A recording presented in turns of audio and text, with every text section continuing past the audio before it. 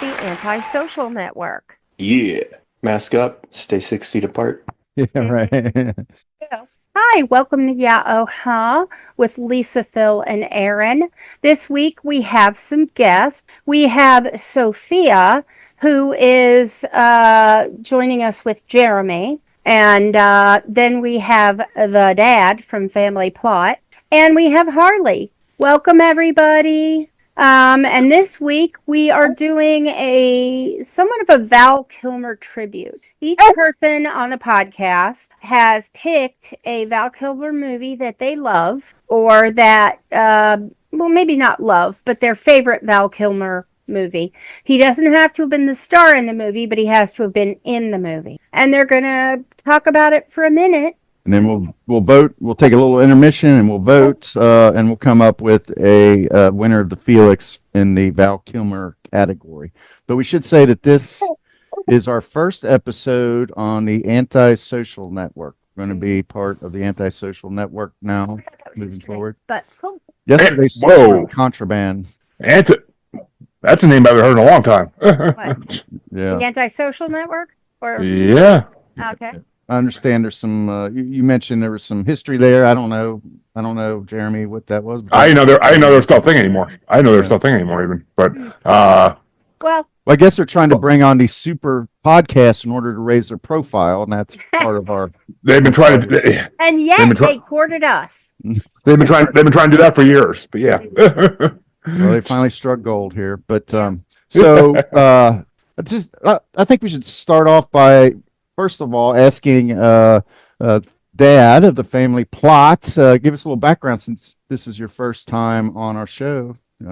All right. Well, let's see. I was a stand-up comic for 20 years before I retired and became a family man and started the Family Plot podcast with.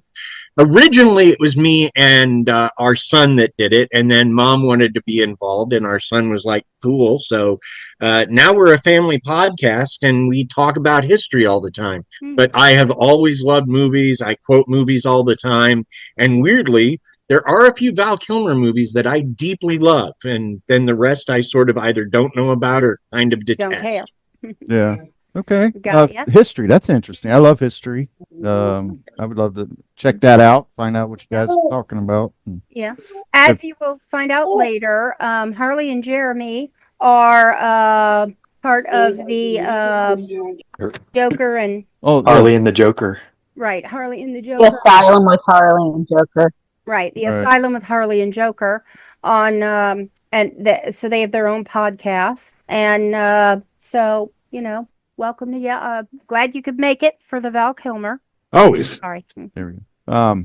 So before we get started, this probably won't take as long as some of our more epic yearly Felix presentations we've done in the past. But I would like to make sure when we're done with this, when everybody submits their Movie. there has to there's one movie that if it's not presented, I think we need to throw it into the mix. And I'll just withhold that because it may be presented, but I just want to make sure. We want to make sure the man. Okay, so I feel like Kilmer is sort of like the last or one of the last of a dying breed. You've got man, here I go with my senior moments already. All right, so who's Harrison Ford, maybe? Harrison Ford, the guy who does Mission Impossible. Tom Cruise. Tom Cruise. Whose name does not The my Cruiser. It's like I begin to talking this shit already. Waves out of my brain, but Jean-Claude Van Damme's writing that out right up there too. right. Sure he is. Don't think so. Yeah, I mean they're great actors today, but the golden age of Hollywood was where you would take an actor and you would build him up. He would be a leading man, and he would create this body of work that would become iconic. That's kind of what Val Kilmer was part of. Yeah, that kind of latter day version of that. I mean, today it's more, Not in the traditional version, like the Golden Age version. More like, I guess, maybe I call it the Silver Age version. yeah, like the golden age of Hollywood or silver age. I mean, today you got streaming and you got these other ways that celebrities are being made over social media and stuff. but you know, you But had they're compartmentalized. right. They're not like everybody reads about them in the magazines. They're not, you know, it's with streaming, you might have an actor that network uses a lot, Netflix uses a lot, or you might have one that Prime uses a lot, and it just is so much more compartmental. Right. It's hard to develop a star. Like in the vein of John Wayne Right. or Kirk Douglas. You know.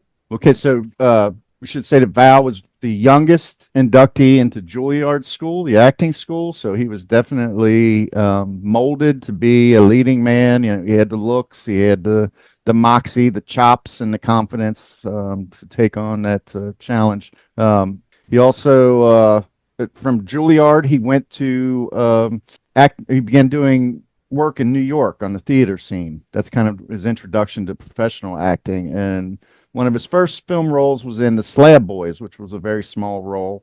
From that, probably his first big role, though, was probably Top Secret. That's what I meant when I said Hot Topic. I was thinking of that Top Secret. Much more expanded role, and that led probably to his first leading role in Real Genius, which I think someone might have for us today as their entry. Of course, one of my favorite early movies of that era kind of was True Romance. I like that. Christian Slater and I was just looking at his filmography and I saw that and I'm like, he played Elvis? I never knew that. Yeah, I like that movie, but I wouldn't classify it as a Val Kilmer movie. No, it's not really. But he did have the role of Elvis in that. Yeah, which is interesting. But it's around this time, I guess, where maybe his success was starting to get into his head, and he was a little bit of a hard person to work Became with, a diva. to his own acknowledgement. And he said something about this later in his memoir. He said, there are a lot of actors who are awful people, but nobody talks about them being awful because they've made billions or millions. So I guess he probably had kind of some regrets for the way he treated people later in life. If you see his documentary Val, where you see a lot of his... It's really good, by the way. It's really I good. like documentaries. But he was sort of a filmophile, so he recorded his life basically over his entire professional career and has a lot of great footage in that. But he does speak to his own regrets in that doc. But and the voice that you hear is his son. He's First- quite a bit like him, though. his first big break was probably the role of Tom Iceman Kazansky in Top Gun. I tried to watch Top Gun. I hated it. I couldn't. I hate that movie with a passion. Yeah. I can't stand Tom Cruise in that movie. I just can't stand Tom Cruise. that led to. You're going to say something, Dave? Oh, I was just going to say, Dan is trying to join you. I happen to. Oh, cool. Great. I'm sorry, I missed him. I'm rattling on here. All right. I just happen to have Facebook up behind my little camera screen here, so I saw him saying, Cool. We'll wait for him to get in here. "He is so slow." How you doing, Harley? I'm good. How are you? Are you there, Dan? I'm waiting for my son to bring me my other headphones. These are dying. Ah. It's like the audio is a little slow to connect here. Mm-hmm. I guess this little bio is dragging on because we're almost at a half hour. So, Well, he did a lot. I mean, yeah. he donated to a lot of causes. Like when Katrina came, he went and helped there. The only thing I'm not real thrilled about is he was a Christian Scientist, but nobody's perfect. Right. Hey, Dan, glad to have you on. I'm Phil. This is Lisa. Welcome. The gentleman, the long-haired gentleman is Aaron. We are the hosts of Jeremy and Harley are. He knows me. He knows me, but Okay. Well then. Here to ugly up your screen for you. Well, that's perfect. We needed some more of that, but so you're fortunate. You're on the tail end of my little biography here, Val Kilmer. So you've been spared a lot of misery so far. But his first leading role was Jim Morrison in The Doors, an Oliver Stone movie. That led to roles in Tombstone in 1993, which was kind of iconic, I guess. And what he said, his idea was, here's a good quote I thought was pertinent to this time in his career. It was if you're in a hit movie, it's good to be in another hit movie straight away. And I think there's good and bad to that quote because it kind of, I think it guided him to be in this Batman production. He was like trying to take his acting. Say no to Batman, and I feel like you can. Yeah. And I mean, turned out to be a terrible Batman, right. but he was not into it. And in fact, he turned down an opportunity to do it again, to do The Saint, which is kind of another non-memorable movie. I enjoyed The Saint though. Yeah. I thought it was good.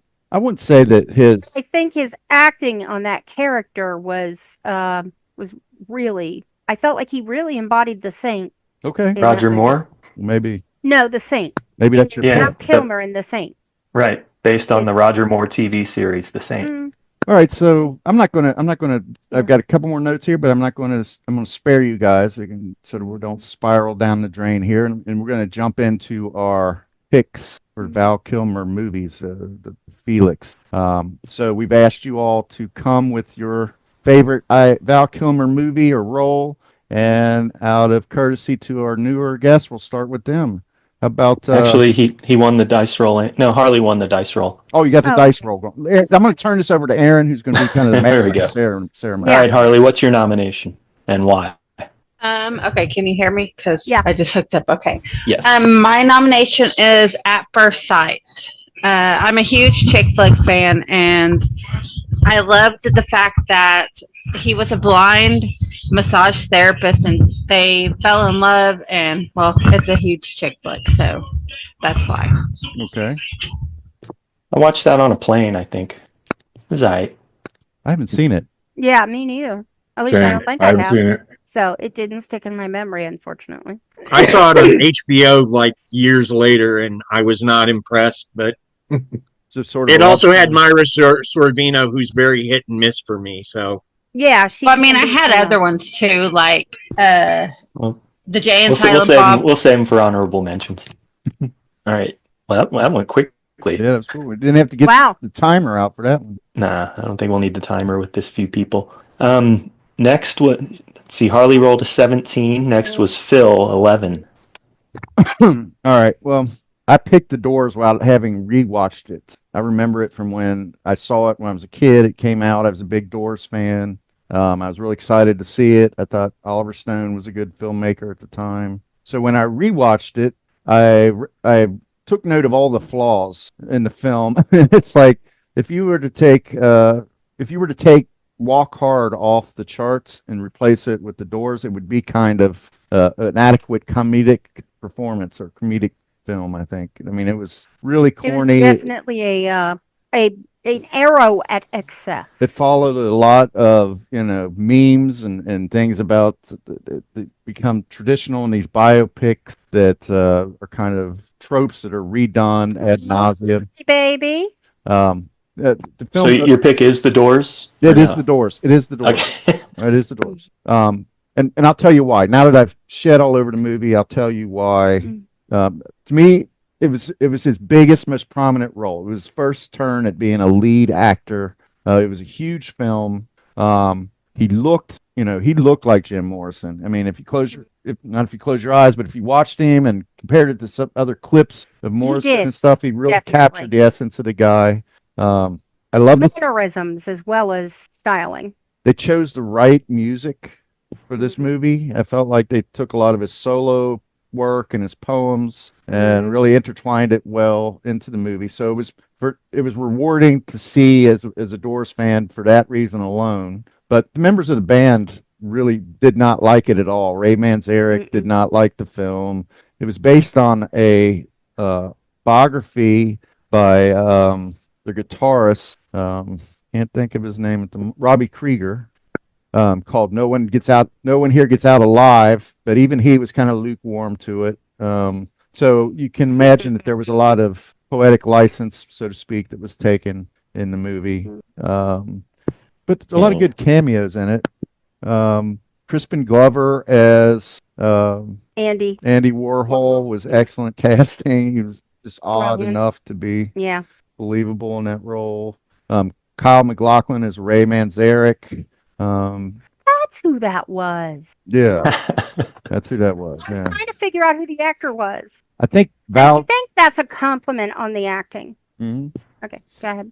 I think Val did a good job. He sang the songs. In fact, the soundtrack that they released was Val singing the songs. Yeah, I just think there were better movies with Val Kilmer than this one, but I felt like this was a catalyst for his career and that it really launched. It's weird to hear McLaughlin in a non-David Lynch movie at that time. Right. You're right. I think I saw it just in the theater. I haven't watched it since, Mm. and I might have seen it with you, Phil. I don't know. Maybe. Might have saw it with you or else on a date. Yeah, I just don't think that I don't think the appreciation for the Doors is. I don't think Been the way 34 years. Doors are viewed today are the same as they were in '91. I think now a lot of people's view of the Doors is shaped by this movie. Well, Phil, you can always do a Doors bracket next time you win the wheel. I made one, so All right, well, Oh, cool. about 3 or 4 months down the road, maybe. you're not even in that wheel Yeah, spin, just so give Your it a good 6 schedule, months. our schedule, you know. I think I'd do the Beastie Boys first before I do that. I just actually made up the playlist for that bracket. Yeah, I was doing that work on Friday. Oh, goody. but I'll spare you any more Mhm. analysis. All Anybody the else? doors. Anybody else seen it? I can't say I've Which, seen the it. Door? Yeah, the Doors. My husband said that he loved how he played the role as the lead singer, that he did an amazing job at that one. Yeah, yeah. One thing I will say about the movie, if you watch it, pay attention to when his girlfriend Pam hides in the closet. Because that scene, oh my God, what he does. Oh, and I'm yeah. not going to spoil it. That was terrible. That was absolutely horrific. And yet she continued being with him. I liked it. The only thing I didn't like about it is I didn't feel it accurately represented his drift away from mainstream music at any point. Mm. Because, I mean, there was a point at which he was just like, I'm done. It's why he started getting fat, is because he didn't want to live that life anymore. And I feel like that sort of got left out. I hear that it's a big part of the book, but I don't remember it being part of the movie. Now, to be fair, I haven't seen that movie for at least 10 years, and I've forgotten big chunks of it. Mm-hmm. Mm-hmm. Yeah. The dad, is your guest part Maine Coon? This is Apollo, and he thinks he's a person. Yeah, and sometimes he just needs dad to be a bed. So. Oh yeah. He looks like my Fitz Darcy and Yeah. acts like my Fitz Darcy. Mhm. So I have next- two standoffish cats who don't like to be on camera. the next up is Dan, who rolled an 8. My pick for Val Kilmer movie, and I'm sure it's not I'm not the only person that picked this one, was Tombstone. And I chose it because there's so many iconic one-liners in there delivered by him, as well as I'm your Huckleberry. Yeah, exactly. That is like, if you go to a gun enthusiast show or anything like that, you'll see those bumper stickers with his likeness on them everywhere. I only know that because I've printed some of them. Yeah. Okay. And Was know, he Wyatt Earp or something? No, he was Doc Holliday. Doc Holliday. And that scene where he makes fun of Powers Booth or Michael Bain is Johnny Ringo. Johnny Ringo just got through twirling his gun, has a way of showing off. So Doc Holliday, Val Kilmer as Doc Holliday, does the same thing, but with a tin cup, and makes everybody laugh and just kind of makes a fool out of Johnny Ringo. Mm-hmm. Yeah. Didn't we touch He on did a good Tombstone job once? playing a guy who It was dated in a our- woman who was largely known as Big Nose Kate. It was in our mustachioed movies. That's right. Yeah. Mhm. Yeah. I Yeah, think it won, I watched- actually. It did win. Yeah. How could it not? Yeah. So, yeah, I think I finally watched it for that, and it was a good movie. I wouldn't say it's the best Western I've ever seen, but it was damn good. Well, I think Kilmer As mustaches go, though, Oh, I mean, yeah. Yeah. heavily represented. I think Kurt Russell's underrepresented in that movie as far as the mustaches, mustache reputations. All Well, right. wasn't he like- speeding against Sam Elliott too? Hold on. I Yeah. feel like in this Yeah. movie, Kilmer, his at Juilliard, his specific study was in like method acting, and I feel like that comes across in this and in The Doors. Like he really got into the role of Doc Holliday in order to get the point where he's can do the part right where he's dying and he's talking to Wyatt at the end. He's laying on a bed of ice in order to make himself uncomfortable and clammy looking. So I mean, he really got into his roles and like did the method acting, for sure. And yeah, I just think that's, in fact, Dan, that's the one that I was thinking of, that if nobody picked it, that's one we would have to include. That may be his best acting job, I think. I don't know. I thought he really threw himself into the roles. If he chose a role, if he took a role, he did it. Yeah. And that's one of the reasons why we're talking about him. Yeah, agreed. Yeah. I'm not much for westerns. There's only this one, Young Guns, and maybe another couple of others that I've ever even gotten into. Mm-hmm. But American Outlaws. I think this is one of the best ones out there. It was full of dollars. Some of the Clint Eastwood ones were good. Outlaw Right. Josie Wales.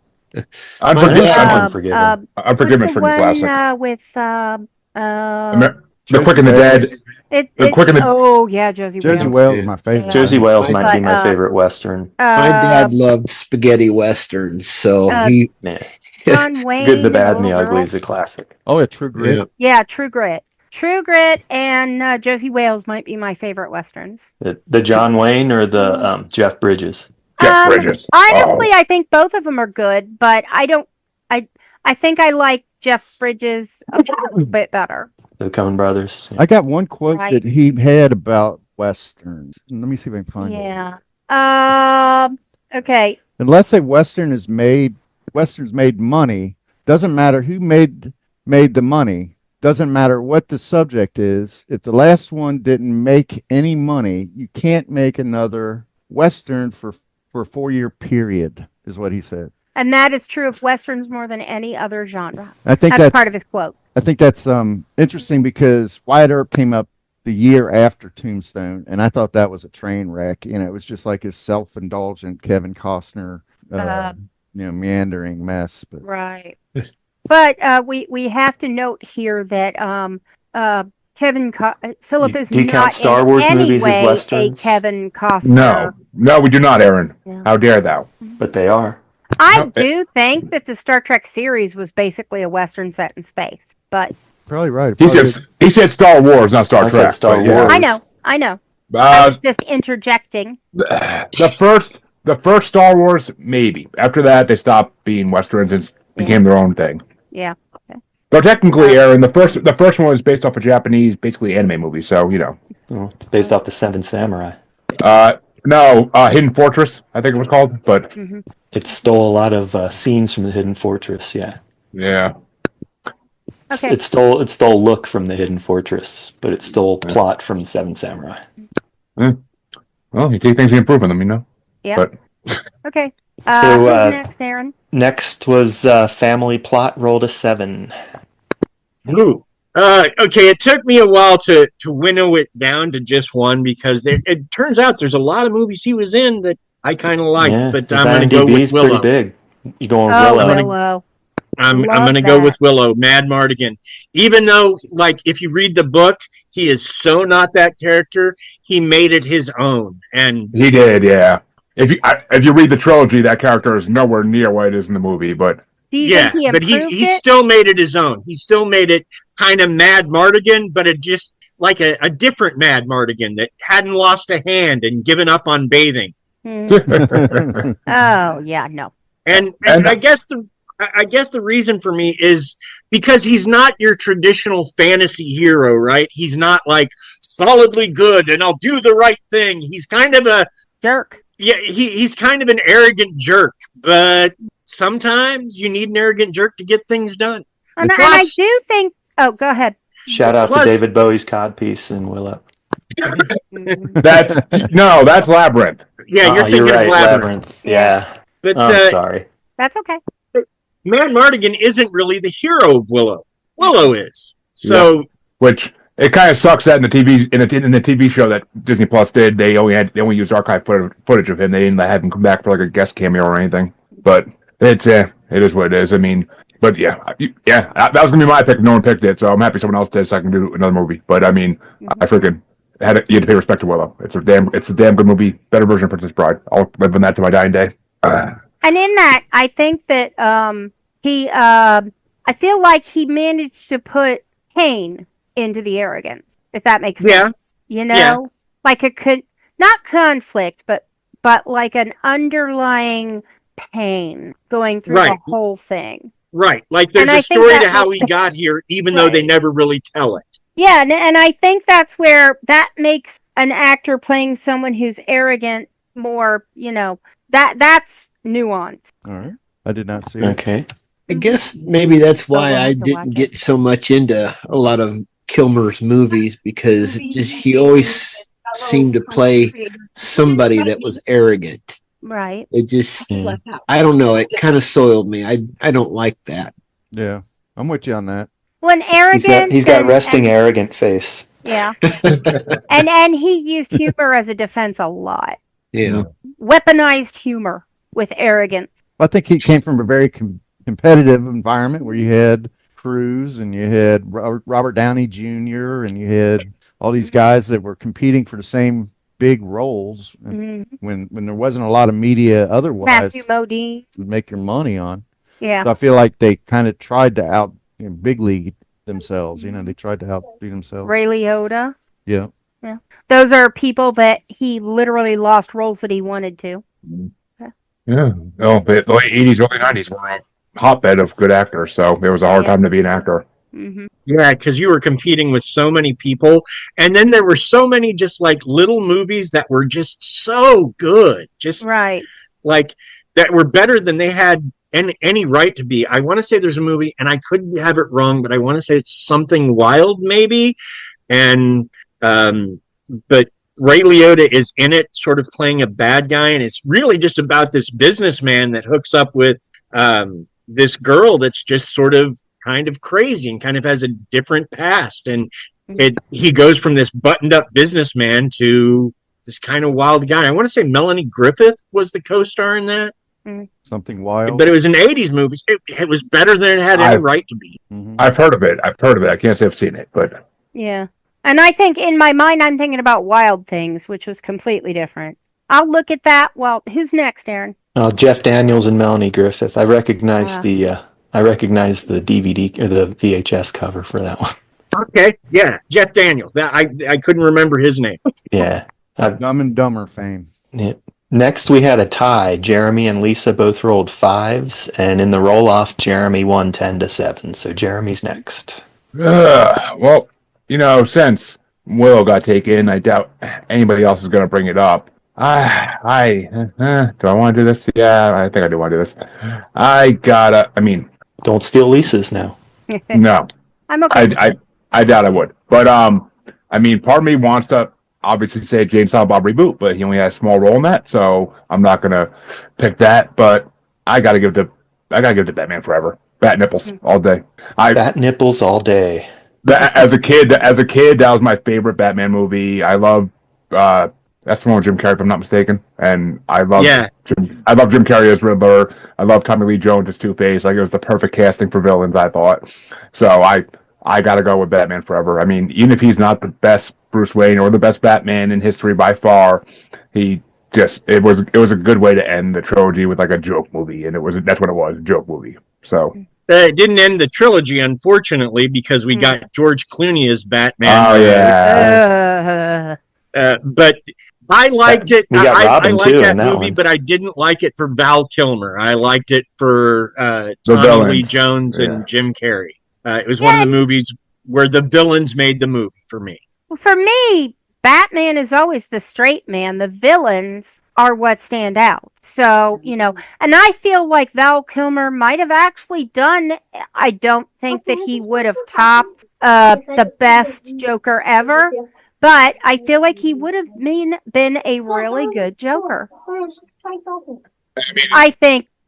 And we got to mention Nicole Kidman here too, because it's Nicole Kidman. Come on now, child of crush right there. A lot of star power in that movie. I remember it came out. That was the buzz about it? Is it like Jim Carrey was like on top of his game, and Which one had Arnold in it? Was that the? That was the one before this. That was the fourth one with George Clooney. It was Oh horrible. Yeah, it was the one after. Yeah. Who's the other villain? I forget who was with Arnold in that. Uma Thurman, Poison Ivy. Oh yeah, with the horrible Bane. Yeah. Okay. Yeah. And Yeah, I do want to say that in Batman Forever, I think Jim Carrey should just play the Riddler. You know, I mean, yeah, it was practically typecasting. I mean, I want to see Jim Carrey as Joker. I'm not gonna lie. Jim Carrey I thought would be an amazing Joker. Yeah. Jim stole the role from someone that I would have liked to see do it, but I don't think he could have. I think he was too old at the time, and that's Robin Williams. Yeah. Yeah, he did steal that. And I mean, see, that was before 1 Hour Photo, so I couldn't see Robin Williams doing it at that point. But I mean, once I saw 1 Hour Photo, I was like, 1 Hour Photo. I was like, okay, maybe Robin we got Williams to could do play Robin that. Williams movies. he was creepy in the best sense of the word. And Oh my God, so good. That was I would we totally need to be do in on Robin Robin Williams Williams. He's movie. my favorite. Mm. I think Robin Williams would be one of the most competitive freaking things we've ever done because so many people want to pick the same movies. But Right. And that's my okay. favorite movie by his, I can tell you right now, is Death to Smoochie. That Yeah. movie was so Classic. wonderful. See, now I haven't seen. Oh, I have to watch. Yeah, I've been meaning to watch that. Gotta say though, he was a notorious joke thief, wasn't he? Yep, as a stand-up comic, he was. In fact, there's a legend, and I was never able. I spent 20 years as a stand-up comic. I was never able to verify it, but I heard it from a lot of people who claimed to be there at the time. That there was another Robin at the time, the guy that did Bebe's Kids, and I can't remember his last name to save my life right off the top of my head. But he was in a club. In fact, it was Mitzi Shore's club. Comedy Store. Yeah, the Comedy Store. Thank you. And he was there, and he did this guy one of this guy's bits, and this guy was a big guy, and he found Robin backstage, and he grabbed him by the throat and slammed him against the wall. Robin Harris, thank you. He slammed Robin Williams up against the wall and said, "I heard you've been doing my jokes, MFer." And Robin slipped him $100 bill and said, "Call it rent." wow. And they used to have like a talking code to- word when Robin Williams would come in, and all the comedians would know to not do their best stuff because he's there and he'd steal it. Oh, that's sad. But according to Bobcat Goldthwait, who was his best friend and who I've worked with multiple times, I love Bobcat. Bobcat's a great Bobcat guy. movies. But he was Robin's best friend. But he was like, if you know Robin, he was never stealing intentionally. His brain would just grab things. Yeah. He did a lot of improv, like he had a base idea, and a lot of times it was stuff he saw. It was never anything he meant to do. It was just like his brain was always just looking for the next funny thing to pull in. And he Robined it. Yeah. I'm gonna say he Robined. I'm gonna yeah. Robined. I mean, they say that Disney always said they had like 4 hours of footage of just the opening scene of Aladdin because him behind the freaking booth in the salesman booth was like he just came up with so much different stuff, grabbing different objects on the table in front of him that like they have 4 hours of footage of him just doing that. Like it's amazing. Mm-hmm. But he's just like stream of conscience. I can almost see where he might just grab something that he vaguely remembered having heard, and then, but not to make. I know it's a huge offense, right? I mean, if you're a comedian, right, Dad? So it's a huge offense. I was. If you do it better. It's tough. It's tough to forgive him for something like that in one sense, but he's such a likable or such a charismatic character that. And he was an amazing actor. There's so many good. movies he did that I deeply enjoy. I don't think he ever did. I can't think of a bad movie he ever did, really. Mm-mm. There's not really a movie I could ever call a bad movie he did. Mm-mm. Maybe that should be our next one. Yeah, definitely. All right. Anyway, we've gotten so off track. That's okay. It Just happens on these Lisa. things. We got a little bit And of I know her time. title, but I'll let her say it. Yes, he does, because I've mentioned it 15,000 times. I fell in love with Val Kilmer in Real Genius, and I never completely fell out of love with him. I know that there were issues, and I'm everyone's got flaws. So, but Real Genius, loved it. Any movie where they fill a house with popcorn, I'm there. Okay? To be totally honest, the movie theater is, for me, a popcorn delivery system. I do make it at home, And I have theaters that we go to specifically because I like the flavor of their butter. But Real Genius, I think it's just an excellent movie. From the moment he's on camera, you can't look away. He is flippant. He has attitude.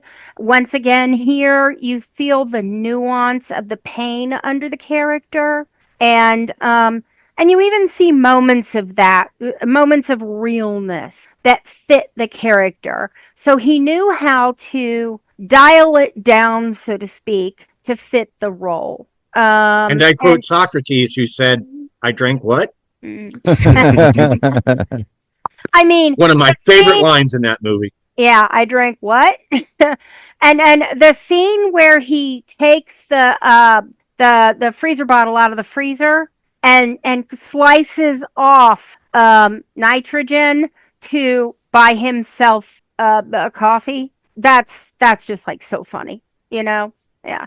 And the way he decides to unofficially mentor the ingenue character, who who comes in by asking to be his roommate, so that the kid isn't taken under as much by what's going on, and the fact that even though he's this arrogant, disaffected and disappointed person across the board, he still doesn't think about the application of what they've made and how it might be used in a way that's like, oh my God. And it's not until he does that he decides to enact the revenge plan. Yeah. I'm going to go with you. I loved Real Genius. It was one of the ones I considered, just because there's so much I love about that movie. Like the, I guess, female lead plays a character that, man, if I had met her in high school, I would have dated her for a long time. Just so she's you so can stream of hammer a consciousness. 9-inch nail with your dick. Yeah, no, not her. Not her. The dark-haired girl, the one that's I love her. Are you okay? Laura, no, not really. It should have gone much farther, much faster. It should have lasted longer. And then the scene where she's helping them get back at what's his name, the bad guy character, the blonde idiot. Yeah, the guy from right. Yeah, Bachelor Party. Right. Mm-hmm. Another movie I actually enjoyed that a lot of people don't. Oh, Bachelor Party's fucking incredible. Yeah. That Well, Tom I'm Hanks? not surprised you like Yeah, it, Tom Jeremy. Hanks. But I haven't seen it since for it the came reason that you like it, a lot of the people that I know found it to be somewhat offensive. The dead donkey. That's the best part. Right. I think so too. I don't disagree. out. Okay. In fact, I think the donkey scenes in in Kevin Smith's movie It's better. were a tribute to, Oh, kind of like a callback, a reference, if you will. I'm pretty sure Kevin Smith has said that in interviews that it is a callback, Yeah. Okay. a reference to it. I thought that. I've never seen an interview where he said that. But Kevin Smith's he's a freaking film lover. He pays tribute to any film he watched growing up. So yeah, he does a ton of homages in his movies. Right. Just like Clerks. no, our favorite director. Tarantino. Yeah, Tarantino. that's why he wanted Val Kilmer to be in Jane Silent Bob reboot, because of him playing Batman. So he wanted him to play Blunt Man. Interesting. That was beautiful. Good fun fact there. Yep. So, Aaron, how do we want to do this? Want to take it offline for like 5 minutes while we rank them, and then My coffee cup is empty, so I'm thinking we'll take a break, and everybody will rank these 6 titles. I'll go over what they were again here in a second, and number 1 being best, number 6 being least best. Okay. First, we had Harley with At First Sight, and Phil with The Doors, Dan with Tombstone, Family Plot, Willow, Jeremy, Batman Forever, and Lisa, Real Genius. Real Genius. Mm-hmm. Teengus? Teengus. Uncle Baby Billy. All right, so I'll take as long as it takes for people to rank those 6 titles. All right. And we will pick it back up. We'll check back in about 5 minutes. Yeah.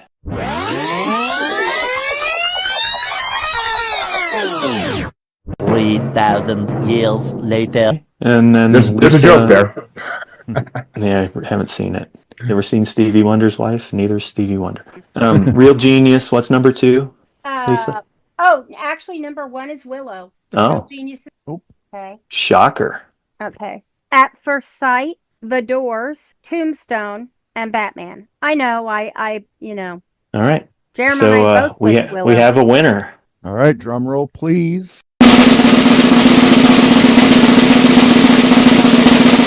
And it is Willow.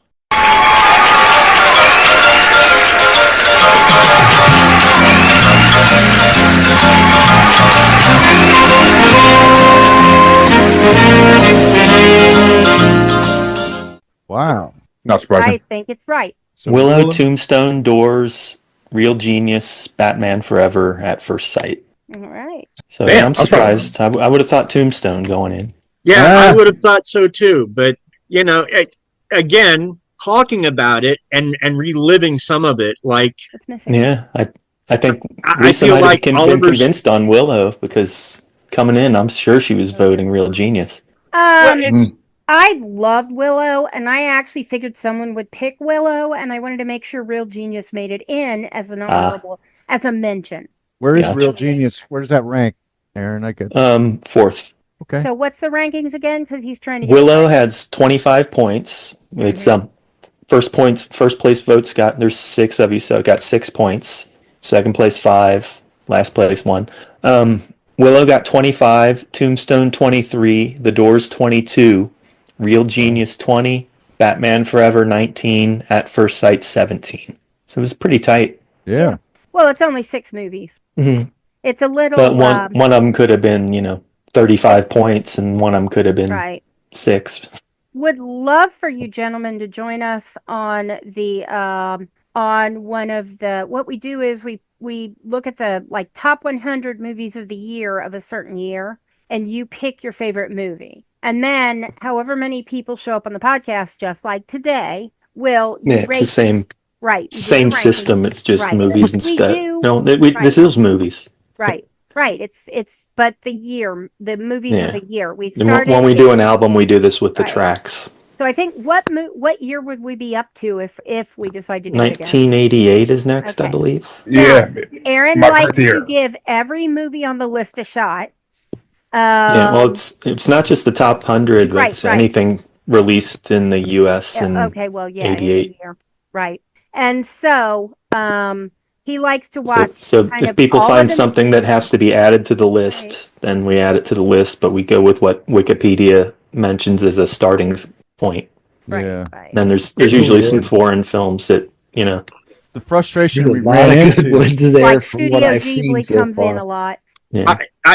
I don't know that I'd necessarily be great at that because there's movies I like that no one else That's- does. And In some that's cases, okay. we no love one, that. Oh. That's perfect. perfect. in some cases, no That's one Aaron. even knows. That's even better. Well, like for Yeah. example, there's a movie I'm watching called all these Hawk movies the I've never Slayer. seen. Yeah. Hawk the Slayer. I've heard Hawk of the that. Slayer. It's I've a heard of that. fantasy movie. It stars Jack Palance, who may be drunk during the entire movie. Oh, I'm sorry. It's this little sword and sorcery film, and it is so bad, it's good. Yeah. I and- understand. Yeah, I can it's almost 90 see the- minutes of. I can almost see the cover art right now. Yeah. It's like Yeah. early Yeah. days of cable. Yeah. And then there's Oh, sorry. Go ahead. I was going to say, and then there's this other movie called The Wizard of Speed and Time, made by a special effects artist named Mike Jitlove. And like the only person you know in the movie, the only name actor is one of the guys from Miami Vice and not Don Johnson. The other one, I can never remember his name, but he has Right, a right. bit part in the movie. But Mhm. like this whole movie is literally the story of how this guy like became kind of a special effects artist, and it's a comedy, but it's full of like these weird special effects scenes that actually have a place in the movie, and it's just like. And the ads for it are just amazing because you'll catch I caught the ad on I forget what, but like shot on the same film stock as Roger Rabbit, and you're like, wait, that means nothing. But It it's does still mean it's nothing. such a good little movie.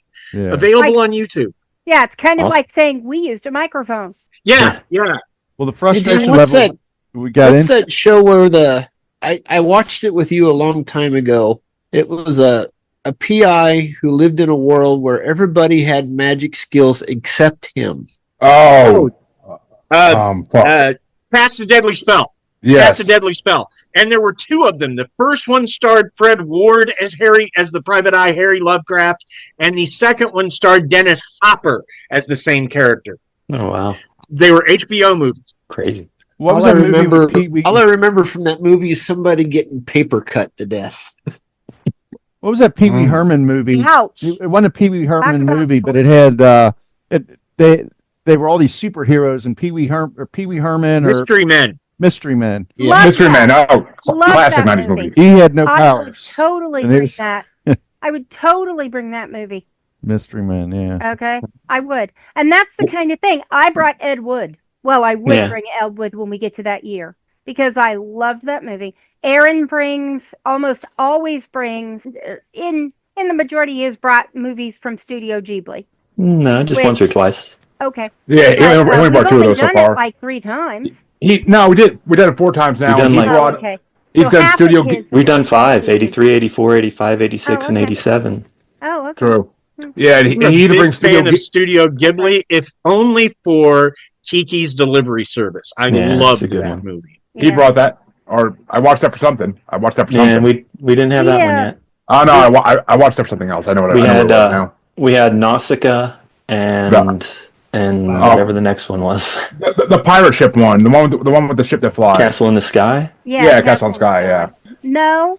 Well, was it? yeah, Yeah, it was Cat. yeah. Aaron brought, because Okay. he talked about Cloris Leachman doing the voicing in the American version. Yeah. Oh, So- yeah. That was that. Here was was good. the frustrating part of that is we had it was really fun because we have a huge channel where people were nominating movies, so we'd get a queue of like 30 movies, Mhm. and And then 6 people show up. yeah, Right. like 6 Well, people commit, and so we're watching all these movies that people are throwing out there against the wall. It's like, come on, man, Yeah. come on the And show hey, and defend your Steve movie. and I are watching the 30 movies that have been nominated.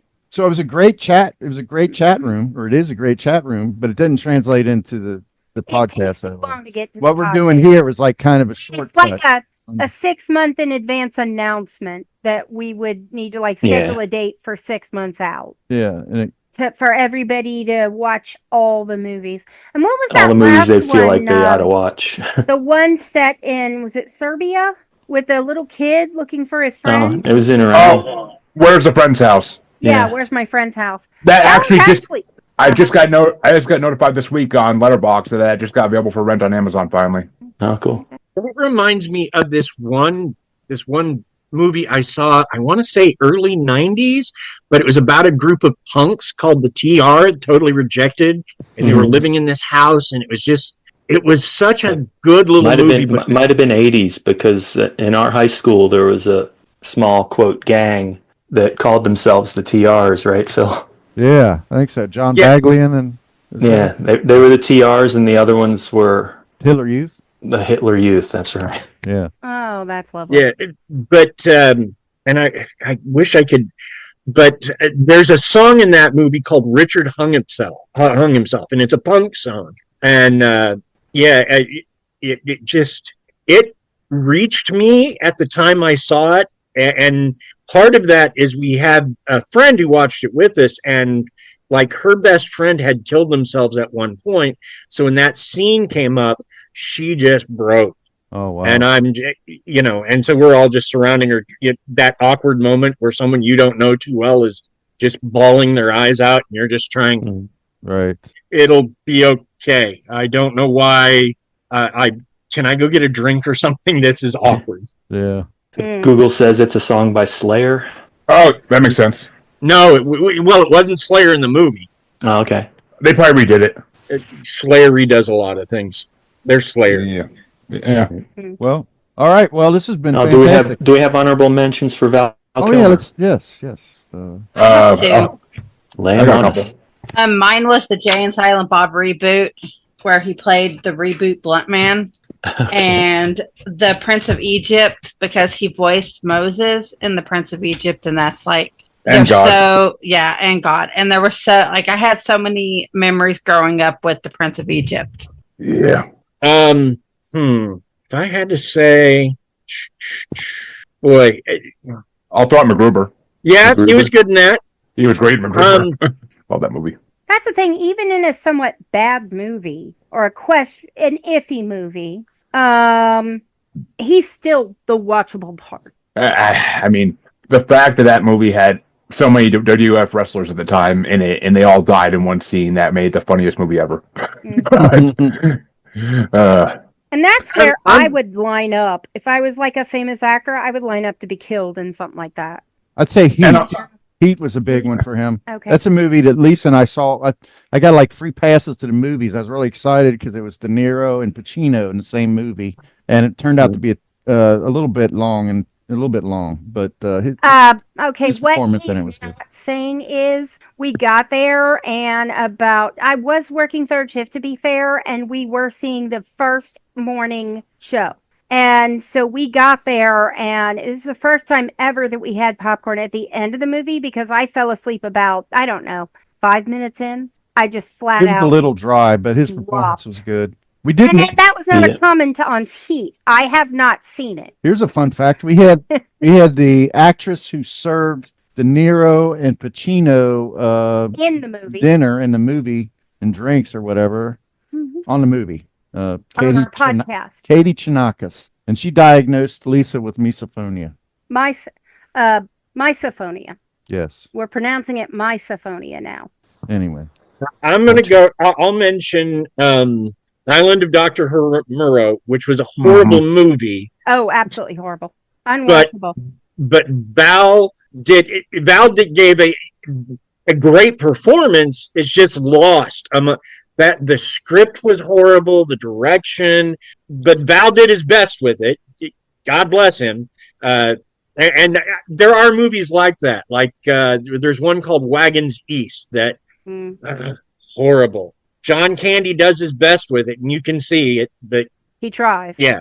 There is a movie called Wagons West or Women West, something like that, where women are going west to be brides, and that is really good. I have to find out the actual name of that movie. Well, the Island of Doctor. If you see that Val documentary, it's on Hulu, I think. Right. You see that there's a lot of great behind the scenes footage from the Island of Dr. Moreau, where he talks with Brando, and you get some little inside baseball on why Bruce Willis backed out of it and kind of was doomed from the beginning almost. But well, how many times can you remake something? How many times can you remake a horror movie? And especially since none of them have been that good. Simpsons did it best. Simpsons did it best in a Treehouse of Horror. Yeah, that was good. And then just because it's based on actual historical events, The Ghost in the Darkness, I liked that. But I mean, it's based off the Savo man-eaters, and you can go to the Chicago Museum and see their skeletons and their skin reunited because they'd been used as rugs for a very long time. But yeah, it's just based on a true story, and it's a story we've covered, so I have to mention it. It's got its issues, but yeah. All right. Anything else for Val Kilmer before we wind it up? I think my honorable mention. Honorable mention. Thank you. I can't words. My honorable mention is Top Secret. Top Secret. Okay. Oh yeah, that would have been mine. That was his first movie. Yeah. Yeah, I thought he did a good job in that. Made by the producers of Airplane, and full of that kind of silly humor. I don't think it reached the pinnacle that Airplane is, but yes, I still thought it was funny. It was decent. It was decent. Yeah. But I think that was where he first sang in a movie. Which I mean, another one that I just recently watched was The Thaw, and I thought he did pretty good in that. It's very body horror-y, so it's kind of like The Thing. Yeah. In that sense. In a cold environment like that. Right. Yeah. He seemed to be. There's one thing I wanted. It's not film related, but he did a one-man show on Mark Twain. Oh, in the latter part. Yeah, of they talk career. about that a lot in the. That's quite a bit of the Val Kilmer biography. Which, by the way, I enjoyed that documentary. Yeah, he seemed to. If you want to watch the Island of Dr. Moreau, don't watch the documentary about the Island of Dr. Moreau. Okay? Don't watch the movie. Don't watch Brando. I'm sorry. No. One thing you said about Twain was that. Mark Twain had a way of telling stories that shifts your consciousness away from labels. So he had a deep appreciation for Mark Twain. I mean, he did play Mark Twain in the Tom Sawyer and Huckleberry Finn movie that came out like a decade ago. Okay. He played Mark Twain. He played Mark Twain in that. And he's your Huckleberry. Right. So there's a link there. Aaron, I know you said you didn't like any of his movies. If you had to pick one that you'd watch. Oh, I think I've seen them all. Just reject him out of hand. Most of them I haven't seen in 30 plus years. Yeah. Probably Tombstone, Doors, Willow, At First Sight. Then it's a toss-up. Batman Forever, Real Genius. I don't know. But then that would screw up the whole rankings, and we'd have to do the show. Yeah, I think Willow and Tombstone would still be right up there. Yeah. They might have, maybe would have switched places, but he's hypothesizing. That's all he's doing. No, Right, that's right. cool. Yeah, he asked, so. Right. No, But no, it's- we appreciate your. Very good question. It's weird that I happened to see At First Sight on a plane. Yeah. Yeah. All right. I think that's going to wrap it up. Go around and tell everybody where we can find you, any social media handles and whatnot. Family Plot, you want to go first? Sure. Well, our podcast is available any place you get your podcasts. We're all over that. But you can also find us as plot_family on Twitter. You can find us at Family Plot on Blue Sky and Threads and Instagram. Heck, you can even find a Family Plot board on Pinterest. If you go to my Pinterest, Dean Bose, that last name is spelled Boese. It's German. It was originally spelled with 2 S's, and it means naughty, evil, bad, or crazy. So that says something about my ancestors. I'm not sure if it says anything good, but it says something. And yeah, I think that covers all the places you might find us. Excellent. Thank you. Jeremy, where can they find you? Oh, you can find me on Facebook as Squatchy Largefoot. He likes to broadcast my stuff out. A bipedal Sasquatch that learned how to speak from Arcturians. You can find me on X and the Gram as @Juggalo Bastard. You can find me on YouTube as Paranormal the New Normal or Maniacal Music Musings. Paranormal the New Normal or Maniacal Music Musings. If people needed that slowed down. I'm just saying it fast. Yeah, Harley, how about you? Well, you can find me on the Asylum with Harley and Joker, which is on all major sites: Facebook, Instagram, YouTube, TikTok, all of it, or the Mod Squad Network. Cool. Dan, where can we find you? You can find me on most socials as Dan B. Fierce or some derivative of that. I think on Twitter it's Dan B. Fierce 1 or something like that. And you can also find my books at www.danbyfiercebooks.com. And I have a link tree. DANBYFIERCE? No, DANB. Okay. Dan B. Fierce. Fierce. FIERCE. RCE. Okay. Dan, the letter B, Fierce. Yes. There we go. Related to Sasha Fierce? Then, okay. yeah, I that's think pretty that much all my Sasha Fierce socials. is a stage name. All right. Well, that wraps it up. I've got a round of golf to play. All right. And I'll see you guys around. Thanks for joining us.